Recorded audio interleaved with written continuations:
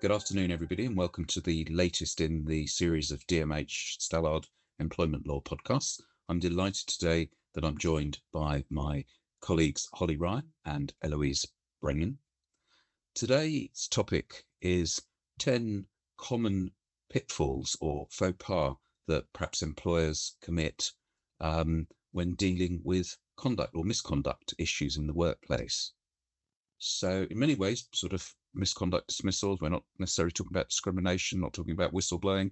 This is pretty kind of bread and butter stuff, but there's still lots of things that can go wrong. So Eloise, can you start us off? I think maybe if we're thinking at the start maybe of a process and just thinking about suspensions. Yes, Weston, and thanks for the introduction.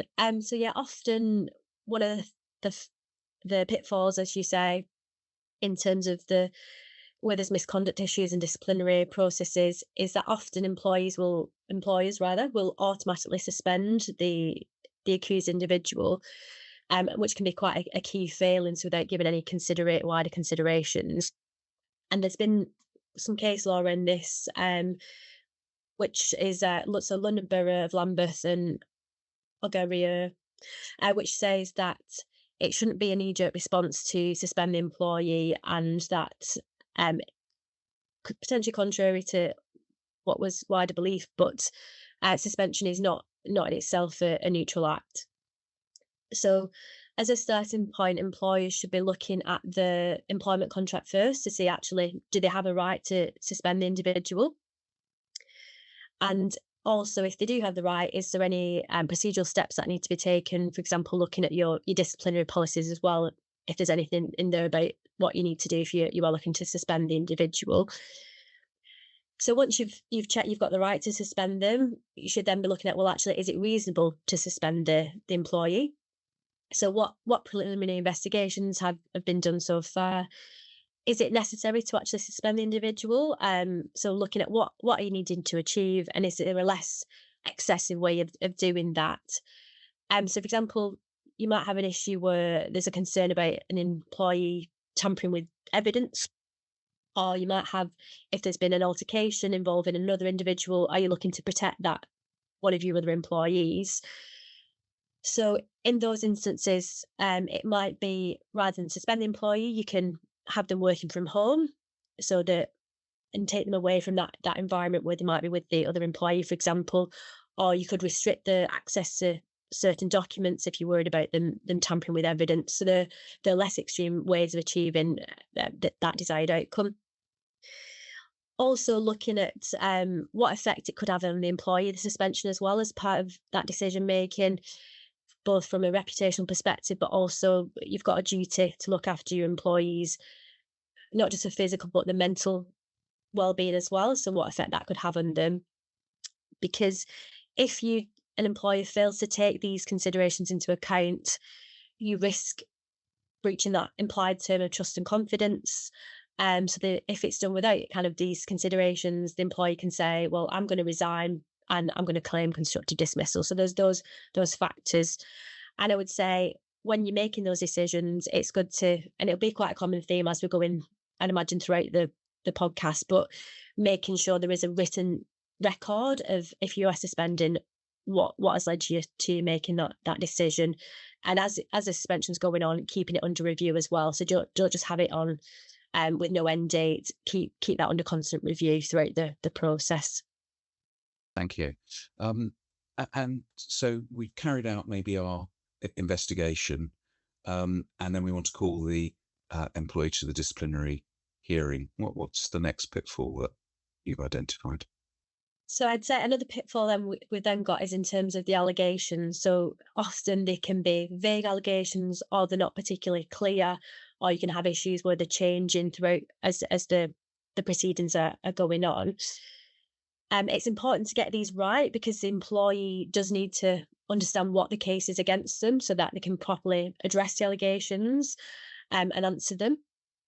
And it goes towards that principle of fairness as well, and ensuring that a fair procedure is carried out. So there was a case around this, which is a good example of where the employer got it wrong. And in this, the employee, she had to give in, submit weekly timesheets, and also do monthly forms about overtime. These were all done kind of on a trust basis. They weren't supervised. And then the employee had a period of absence for various reasons. During that time while she was off, it was then discovered there was certain discrepancies with these worksheets. So when she returned, not long after, she was called to a disciplinary hearing on very short notice. She was informed of the discrepancies, but she wasn't informed of any allegations that were against her in terms of there being fraud and dishonesty. And then she was dismissed. And then there was an appeal subsequently that was held. But when the tribunal were looking at this, they said there had been undue haste in failing to inform her in advance of what she actually was accused of. And they hadn't told her that it did involve fraud or dishonesty. So there was procedural short failings in this case.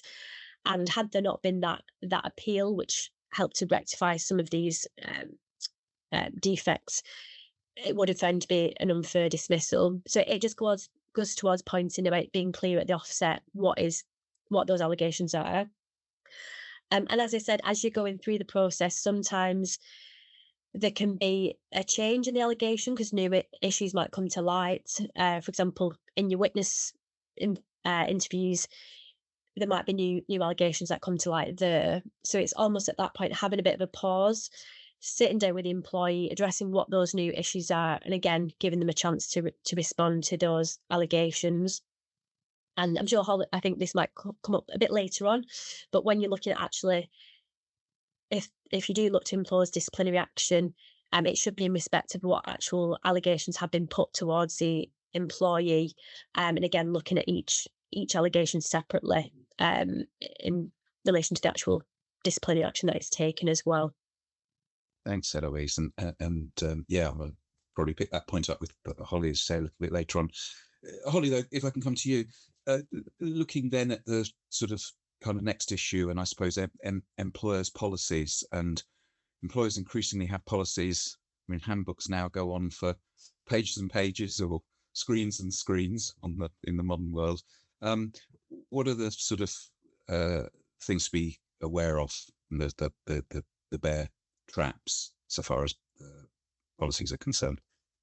Yeah, absolutely, Rustam. So most employers will have some form of disciplinary procedure nowadays. And where we see employers sometimes trip up is either the HR representative who's running the process or is taking kind of ownership of the process, or one of the officers who's chairing the disciplinary hearing or the appeal fail to follow the company's disciplinary procedure, or just don't even look at it before they kind of embark on this process, which in some cases can render the dismissal unfair. And this was an example of this was the case of Stoker and Lancashire County Council. It's an older case, but this individual, Mr. Stoker, was employed by a polytechnic run by the council, and he faced various disciplinary allegations. And the council's disciplinary procedure formed part of his contract of employment via a collective bargaining agreement. And the procedure was quite clear in that it had a two-stage disciplinary procedure, which provided for a complete rehearing by the council of any decision to dismiss by the polytechnic. Notwithstanding that procedure, the council decided that it would not hold a rehearing and would simply review the polytechnic's decision when Mr. Stoker was ultimately dismissed. And he brought a claim for unfair dismissal on the basis the council should have afforded him that rehearing that was stated in the contractual policy. And the tribunal dismissed his claim, and he appealed to the EAT, and the Court of Appeal eventually it landed up in, and his claim for unfair dismissal was upheld. The Court of Appeal held that he should have been afforded a rehearing, and it goes to the point of reasonableness that we're going to talk about a lot in this podcast. But a reasonable employer should comply fully with its own contractual disciplinary procedures. Now, obviously, that particular case related to a contractual procedure or policy, and a lot of employers, that we come across nowadays will have non-contractual policies. But even if employers have non-contractual policies, they can't just go off on the frolic of their own. They can, obviously, there is a degree of flexibility, but tribunals will look at whether there is some form of procedural flaw in the process that has been followed by the company, and looking at the wider context, whether that particular flaw is so significant as to amount to unfairness. So it's just something to be mindful of, and it's important that people familiarise themselves with their policies, particularly the HR team, and again, the officers chairing those hearings. So we've got sorry, go on. No, sorry, Russ, carry on. No. So we've got our own policies, and we talked there about contractual policies, and obviously in the private sector, generally, most policies will be non-contractual, as you say, subject maybe to being incorporated through a collective agreement. But we've also got to think about the ACAS code. I don't know what you want to just say.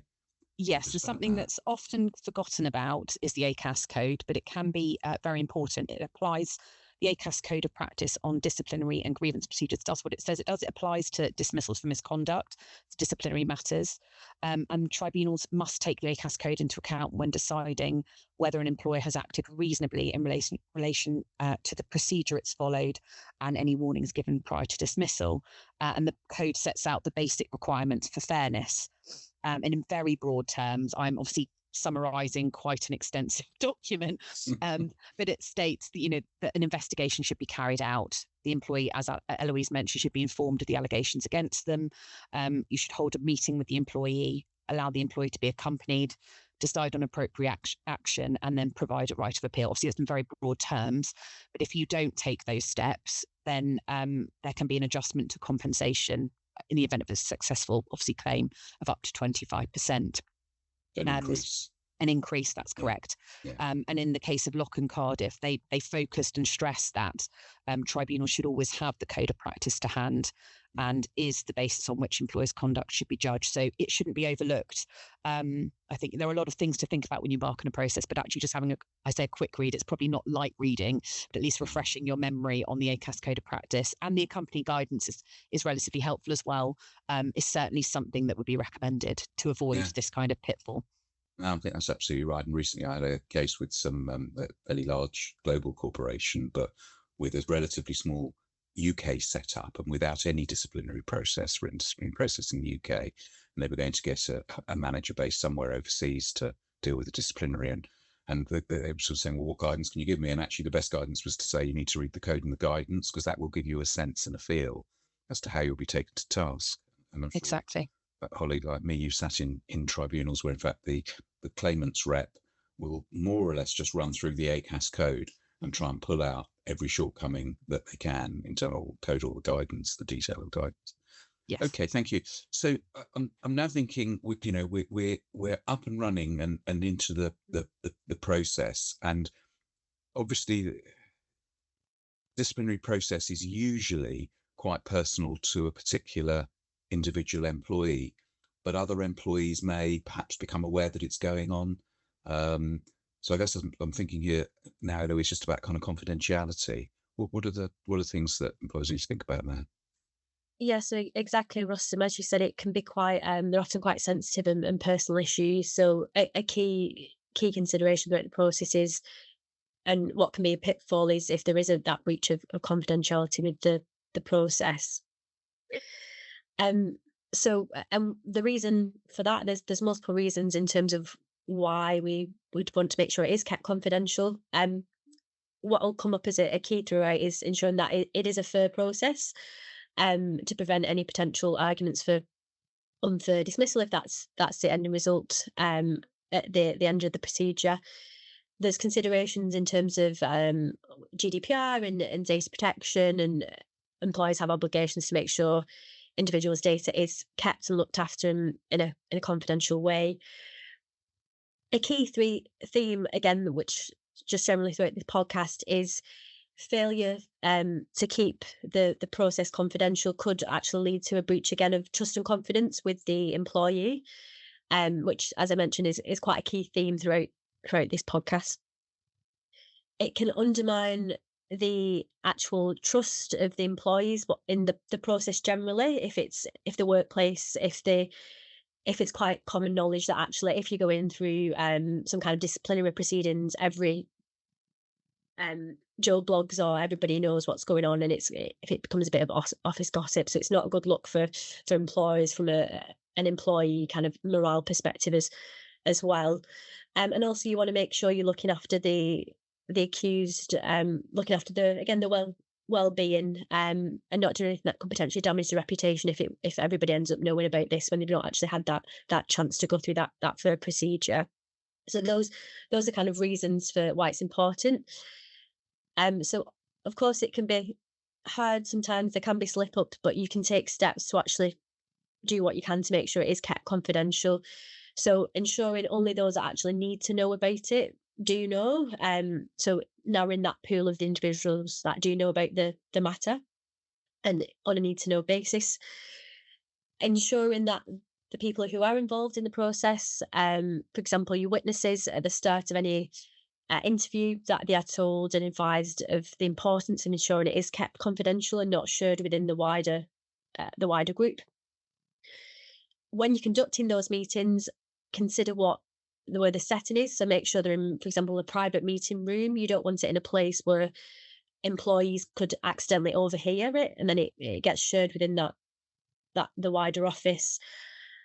And then also actually in terms of any documents, because another key theme will be about, let's say, about making sure everything's properly documented, but those documents that are related to the process, making sure only those who actually need to know about them can access them. So having whether that's be password protected or in certain protective files, so that not every individual can access that information.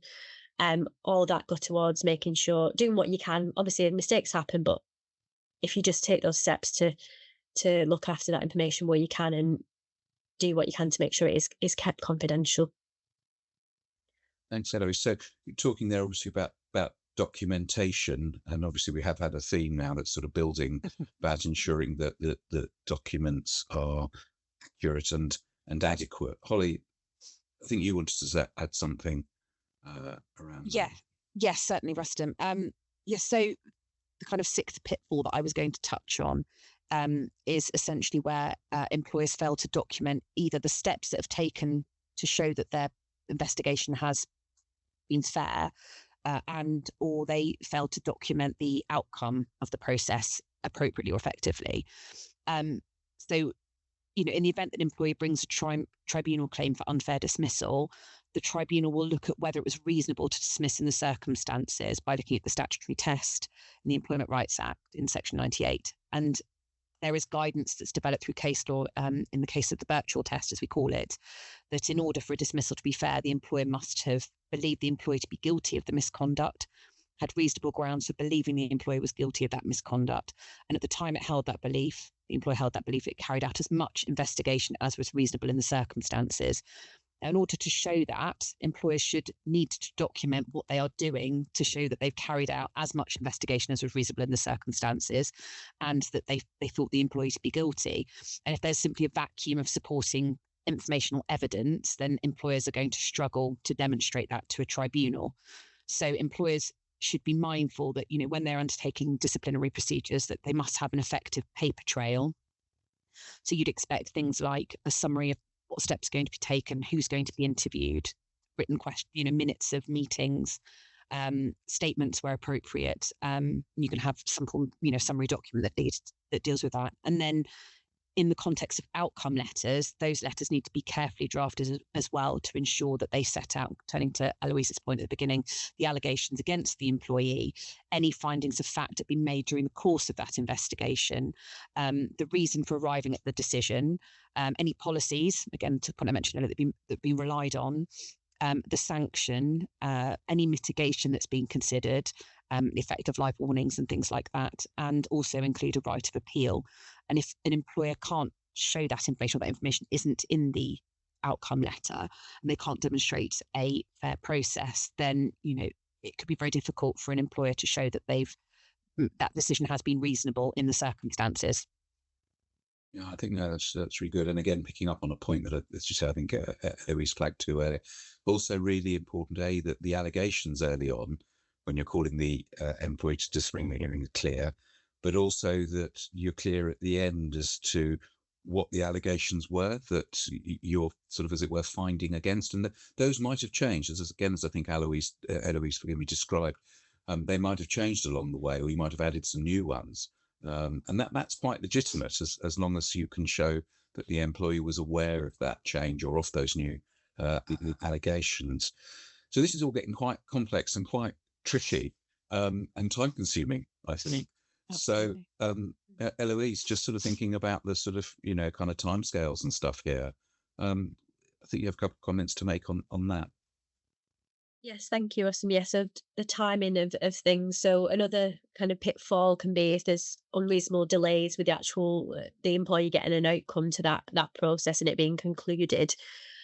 And it's quite a common complaint that employees will raise in the terms of potential tribunal proceeding and saying the process took too long, and it could potentially lead to successful unfair dismissal claims. And I've had it where I've got individuals and they're saying I put in a grievance and a few months later that I've not had any kind of update going on. So it is quite a common thing that happens. Ideally, in terms of the process, you want kind of any investigations should be conducted as quickly as reasonably possible. And just looking back at ACAS, the code Holly mentioned about the practice on disciplinary and grievance procedures. In terms of investigations, it says they should happen without unreasonable delay. So you've got kind of that time to keep in mind, but it's quite a fine balancing act of making sure your investigations and processes are done sufficiently and you've got sufficient evidence and you've done thorough investigations, but also that they're conducted swiftly, so not with any kind of undue delay and dragging out the process where it needs to be. Part of the reason for that is being everybody's human, recollections fade. The longer the process goes on, people's recollections might become a bit blurry. And also we are dealing, as we said at the start, with individuals. So it can, again, you want to think about the mental well-being of your employees as well, so that it isn't prolonged, because it can be quite overwhelming and consuming for the individuals parties involved as well. There is issues, of course, with why ACAS might suggest certain timeframes. In practice, they're not always the easiest to put in place. And so it's that fine balance of making sure you do your investigation properly, but not dragging out the process too much. And it's always better to be more realistic with your timeframes than say, oh, we'll get a result to you in 1 week, and then it ends up going longer, which can cause obviously more your employees to be more disgruntled than they already are. So what can you do to try and minimize the issues? Of course, sometimes they can't be helped, but a bit of forward planning. So at the start of the process, making sure you've got the right people in place to deal with the investigations and the disciplinary hearing itself. So do they have the right expertise and the right training? Because otherwise they might need that extra bit of hand-holding, which can obviously delay things from that perspective as well. And also looking at holidays as well, planning in advance. So if you're in the summer period, you might have individuals, if your investigation manager's off for 2 weeks, that's obviously going to cause a bit of a delay in getting those findings back. So thinking about that in advance as well. And as I touched upon, just making sure that employee, if there are going to be delays, or just keeping them regularly updated, just so they're not sat there and wondering what's going on. And I think they've got a better idea, at least if they do, there's explanations as to why there might be some kind of delay. And employment tribunals, they won't look favourably on employers where there is excessive delay, but they've not got any explanation as to why that is. So again, it probably touches back to the point of what we've been saying. If there is a delay, make sure you've got reasons and that they're noted. If it is they're off for a week, which is unavoidable for some reason like sickness, just make a note of why that.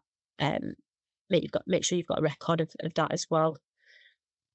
So Holly, we're now obviously we're making progress. We're getting to that point where we're making a determination, we're getting to an outcome, and we're working out what sort of sanctions we might apply. Can you help us with how the employer should approach that, and obviously commonly how perhaps things go a bit awry? Yes, I think where we see some pitfalls, I was going to call it a slip up, but pitfall's probably a bit politer. It's where in the context of making a decision, it's looking at what kind of, when you say you're looking at what kind of sanction you apply, it's looking at what other sanctions have been applied historically. So there's some form of consistency there. So what you wouldn't want to be doing is if rushing to dismiss one employee for a first offence, while another employee has committed a similar offence elsewhere in the business and just received a warning. That's a clear inconsistency of treatment there. And when determining the fairness of dismissal, the tribunal will look at whether the employer acted, again, reasonably in dismissing the employee. And they'll look at this in accordance with equity and the substantial merits of the case. And in the case of the post office and Fennel, they found that the word equity means that similar conduct should usually be dealt with in a similar way. And these facts of that particular case, very briefly, that Mr. Fennell was summarily dismissed after assaulting another employee in the canteen.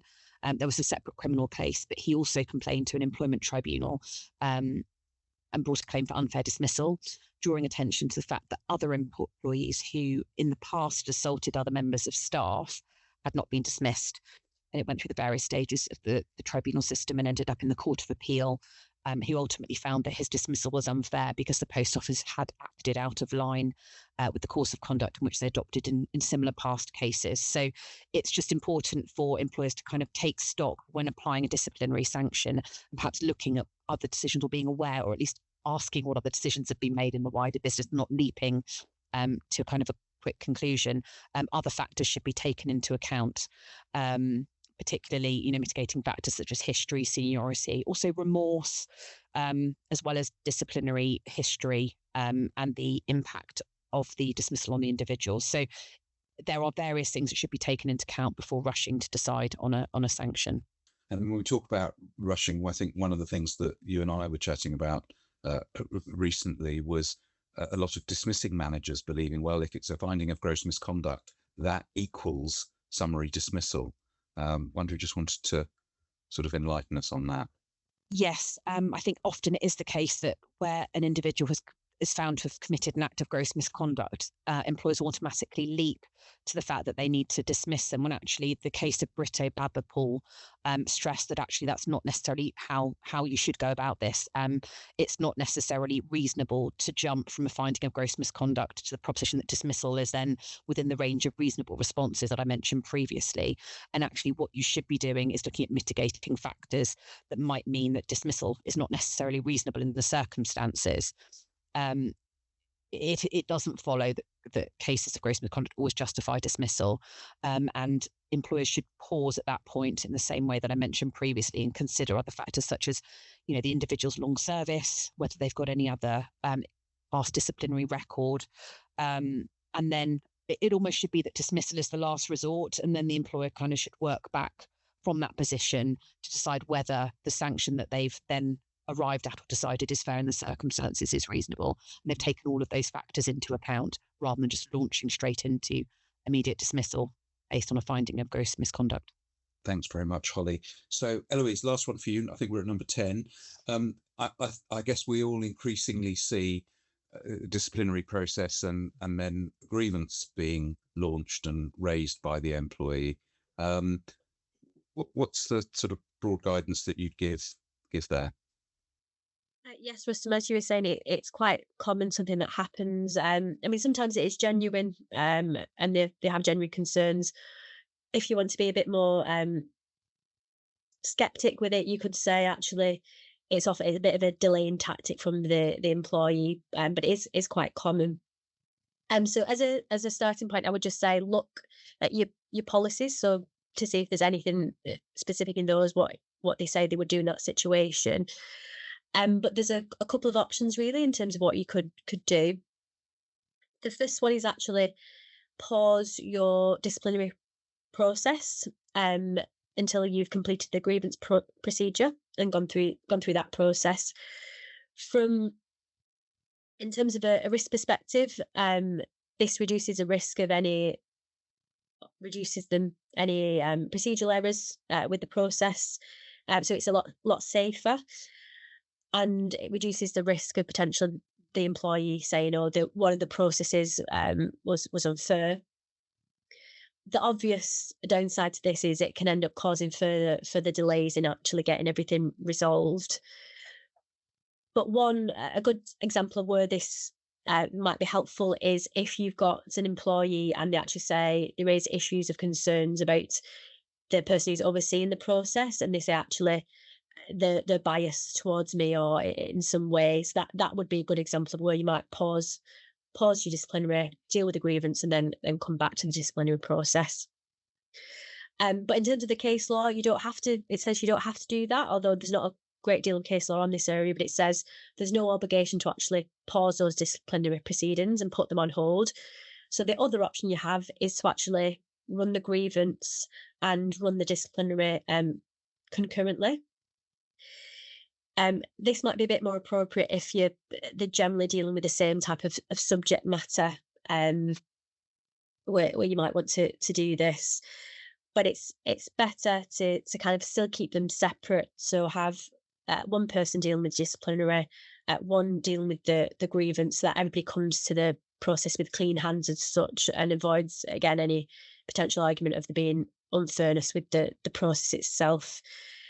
While if you are going to take that option, make sure you're letting the employee know of what you are actually doing. The same with the other option as well. Just keep your employee informed of what actually you are doing and your thinking behind that, and again document why you might have decided one particular option over the other option.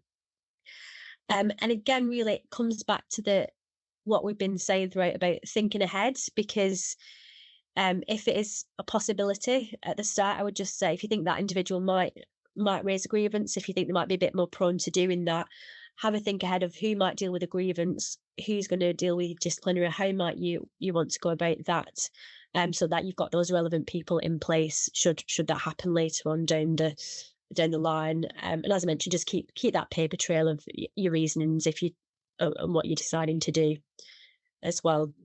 Right, thank you. Yes, you've probably also got to think ahead about appeals as well, but that's probably for another day. So thank you very much, Eloise. Thank you very much, Holly. Thanks, Weston. Thank you.